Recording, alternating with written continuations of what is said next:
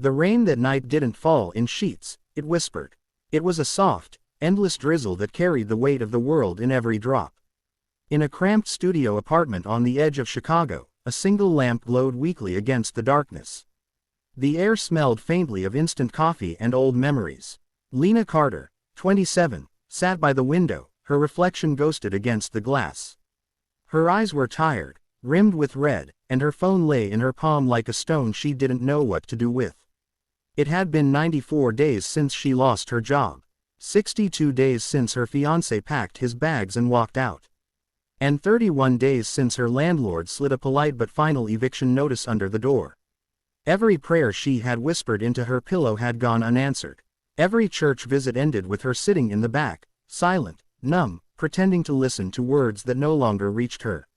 She had once believed deeply, in goodness, in purpose, in the idea that every pain had meaning. Her grandmother had taught her that. But after all the storms, that faith had faded into dust.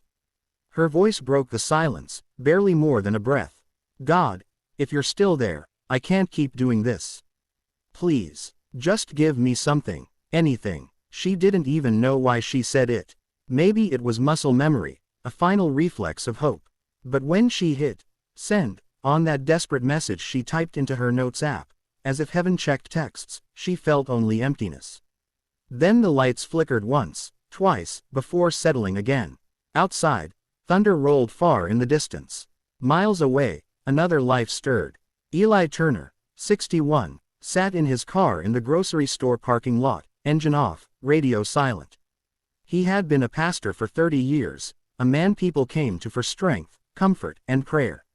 But after his wife, Mary, passed away last winter, Eli's voice had gone quiet. He couldn't bring himself to stand behind a pulpit anymore. Couldn't talk about faith when his own heart had turned to stone. He spent his evenings like this, parked somewhere, staring into nothing. But tonight, something was different. A restlessness stirred in him, a subtle, unfamiliar nudge, not a voice, not exactly, but a feeling. It whispered, "Go for a drive." He frowned at the thought. Go where? For what? Yet, the pull grew stronger. He sighed, turned the key, and the car rumbled to life. He didn't set a destination. He just drove, following that quiet leading he hadn't felt in months, maybe years. The rain glistened on the windshield as streetlights blurred into streaks of gold. Back in her apartment, Lena gathered her coat and umbrella. The walls felt like they were closing in, and she needed air. She didn't care about the rain, it felt cleaner than the thoughts pressing on her chest. She walked aimlessly through the city streets, shoes soaking, hair plastered to her face. Every step echoed her weariness.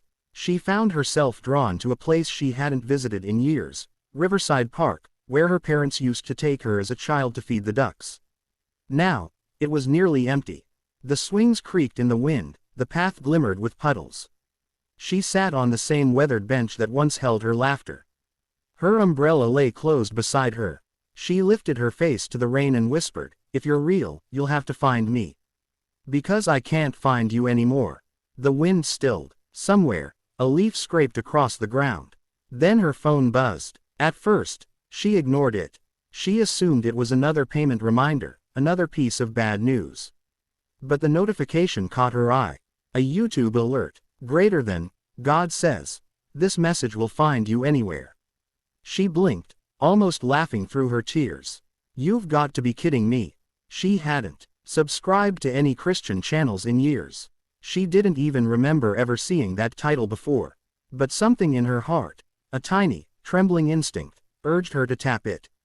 The video opened with a simple black background. A calm male voice spoke, reading slowly. Greater than, when you pass through the waters, I will be with you. And through the rivers, they shall not overwhelm you. Lena froze. It was from Isaiah, her grandmother's favorite verse. Then the voice continued, softer now, as if it knew she was listening. Greater than, you didn't find this by accident. You feel like no one sees you, but I see you. You think you're forgotten, but you are engraved on my hands. Every tear you've cried has been counted. Every prayer you thought was ignored was being answered in ways you cannot yet see. Lena's throat tightened. The world around her blurred. Greater than, hold on, the voice said. Because your story isn't over. The storm you're in is not your grave, it's your ground for growth. You will rise again. By the time the video ended, Lena was shaking. The tears came in waves, uncontrollable, cleansing, real. For the first time in months, she felt something. Not relief, not happiness, but presence. Something greater than her pain. She whispered into the rain, "Was that you?" The wind rustled the trees in reply, gentle and steady. Without knowing why, she stood and began to walk, down the park's winding path, through the glow of the flickering streetlights. Her steps were slow, hesitant, but guided by a strange calm. At the same moment, Eli's car turned onto the street that bordered the park. He didn't know why he was there. He only knew he was supposed to keep driving until something, or someone, told him to stop. Then he saw her, a lone figure walking in the rain, soaked through, shoulders trembling. He slowed, rolled down his window, and called gently, "Miss, are you all right?" Lena stopped. The voice was kind, fatherly. She turned, blinking against the light. I don't know," she admitted, her voice breaking. Eli parked the car and stepped out, holding an umbrella over them both. "You shouldn't be out here alone," he said softly. "It's late." She nodded, tears mixing with the rain. "I just needed to breathe." He studied her for a moment, and something in his spirit stirred. That same voice that told him to drive whispered again, "She's the reason you're here." He smiled gently. "I know this might sound strange," he said, "but God told me to drive tonight. I didn't know where I was going, until now." Lena's eyes widened. "What did you just say?" He nodded slowly. "I don't think we meet people by accident." And for a moment, everything went still. The rain, the wind, the noise of the city.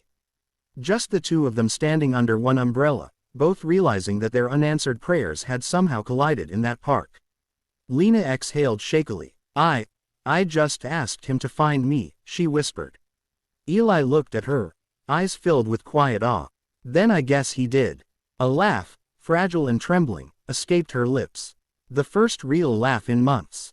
The rain began to fade into a mist, the clouds parting slightly to reveal a hint of moonlight. Somewhere deep inside her heart, she felt that same whisper she had heard in the video, not a sound, but a knowing.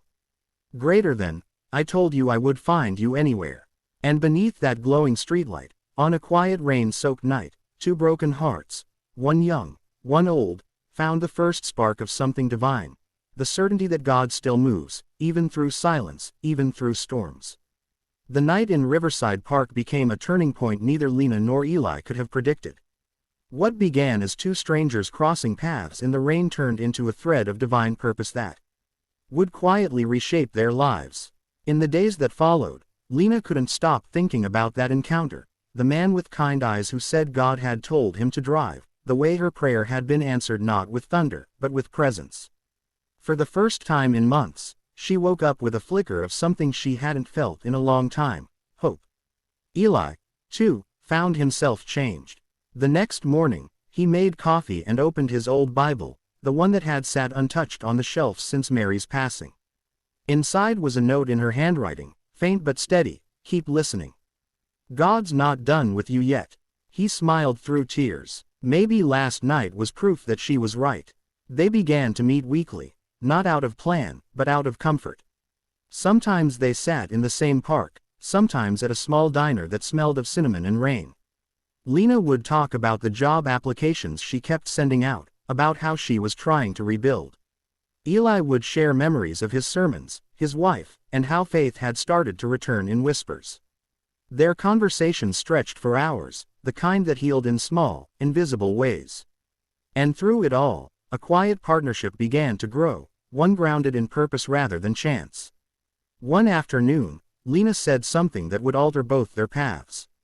"You know," she murmured, stirring her coffee, "that video I saw, the one that said, 'This message will find you anywhere,' it changed my life. But what if we could do that for someone else?" Eli tilted his head. "Do what, exactly?" "Send messages. The kind that find people when they need them most." He chuckled softly. "I wouldn't even know where to begin. I'm a preacher, not a content creator." Lena smiled faintly. "I can handle the technology part. You just talk." He looked at her, thoughtful. "Talk about what?" About God, she said simply. About hope. About the things you used to tell people from the pulpit. The world's still full of people sitting in the dark, waiting for a message to find them, just like I was. Eli hesitated, glancing down at his hands. Do you really think anyone would listen?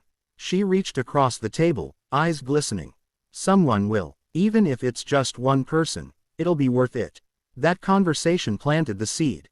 A week later, they set up a phone on a stack of books in Eli's living room. A single lamp glowed in the background, casting warm light over the old pastor's lined face. He spoke softly, not like a preacher, but like a man speaking to a friend. Greater than, if you're hearing this, maybe you've been asking for a sign.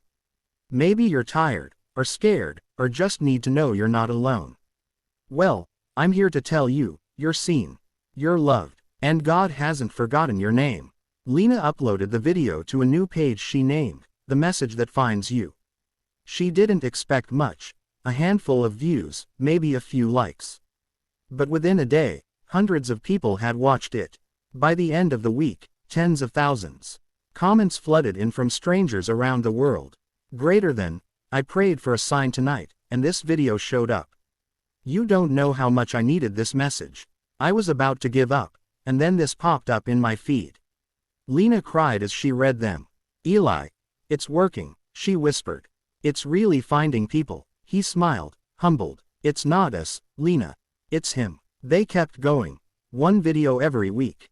Sometimes Eli shared stories about grief and faith. Sometimes Lena added her voice, speaking about loss, healing, and learning to trust again. The two of them became instruments of a message that seemed to move on its own, reaching inboxes, recommendations, and hearts in ways neither could explain. Months passed. Their small ministry grew quietly but powerfully. One evening, as they filmed another video, the rain began to fall again, soft and steady, just like the night they met. Lena glanced at Eli. Do you ever think about that night? How everything changed because of one message? Eli nodded, his eyes misty. Every day, I used to think God was silent. But I realize now, He never stopped speaking. I just stopped listening. Lena smiled gently. I think a lot of us do. She turned to the camera and began speaking, her voice calm, her eyes full of light. Greater than, if you're watching this right now, maybe you're at your breaking point. Maybe you've prayed for a sign, or whispered into the dark, God, if you're real, please find me. I want you to know, this is your sign. This message is proof that He heard you. Because I once said those exact words. And He found me. The video ended, and silence filled the room. Eli looked at her, proud, moved, quiet. The next morning, that video went viral across platforms. Millions of views poured in within hours. News outlets picked it up. People began calling it, the message that finds you miracle. Lena read the comments one by one, her heart swelling with disbelief and gratitude. Greater than, I was in the hospital when this appeared. I just lost my job and was crying when this video started. This came to me on the anniversary of my father's death. Each testimony felt like another heartbeat of the divine, proof that what had once been her breaking point had become someone else's lifeline. But one message stopped her cold. It was from a young woman in Brazil.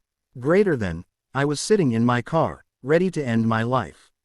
I asked God to give me one reason to stay. Seconds later, this video started playing on my screen. God says, this message will find you anywhere. Thank you for saving me. Lena's hands trembled. She showed the message to Eli. That was me, she whispered. That's exactly how it happened for me. Eli smiled softly, tears in his eyes. Then maybe this was never just about you, Lena. Maybe God used your pain to build a bridge for others. That night, they recorded another message, their most personal one yet.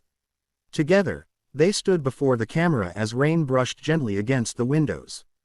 Eli spoke first. Sometimes God doesn't take away the storm, He joins you in it. Then Lena added, and sometimes, the message you're waiting for isn't just meant for you. It's meant to flow through you, to reach someone else. When the video ended, they didn't need to check the numbers anymore. They both knew, the message was moving, alive, unstoppable. Months later, Lena returned to Riverside Park. The sky glowed in the soft amber of sunset. She sat on that same weathered bench, the one that had once held her despair. This time, her heart was still, peaceful. A gentle breeze brushed her face, carrying the scent of rain and earth. She closed her eyes and whispered, "Thank you for finding me, and for trusting me to find others." And in that stillness, she felt it again, the same sacred whisper she had heard that first night. Greater than, "I never lost you. I just needed you to walk far enough to hear me clearly." She smiled through tears, watching as families strolled by, laughter echoing in the golden light. Somewhere, a child released a balloon into the sky. Lena followed it with her eyes, up, up, into the clouds, and whispered, "Go find someone who needs a message." And far above, it was as if heaven itself smiled back, whispering softly, "Greater than, this message will find them, anywhere."